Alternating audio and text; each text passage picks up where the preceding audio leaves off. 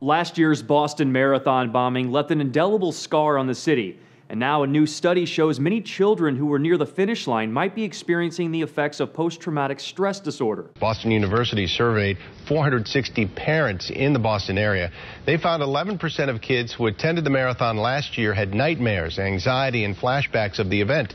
According to the journal Pediatrics, where the findings were published, that 11% is about 6 times higher than in kids who were not at the bombing site, which took the lives of 3 people and injured more than 250 others. A similar long-term study published in 2010 found increased PTSD rates among New York City children after the 9/11 terrorist attacks. The lead researcher told NBC the duration of the tragedy played a big role. There was an enormous mental health toll associated with direct exposure, and there also was a toll with kids exposed to the manhunt, which was an unfolding and uncontained situation that lasted much longer than the bombing itself. That brings us right to the study's second finding regarding TV consumption. It found local children watched about 1.5 hours of television coverage of the bombing on the day of the attack, but about 21% watched more than double that amount.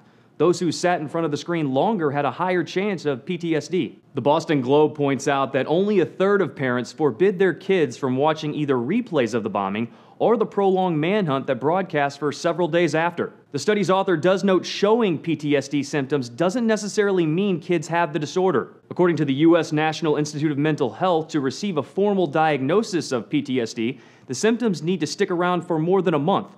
This particular study didn't follow up with the kids after the initial survey. Still, a child psychologist says the gravity of media overexposure during traumatic events like these is cause for concern. If there's a child who shouldn't be watching an R-rated movie, they shouldn't be watching news coverage that shows the same amount of violence or aggressive behavior.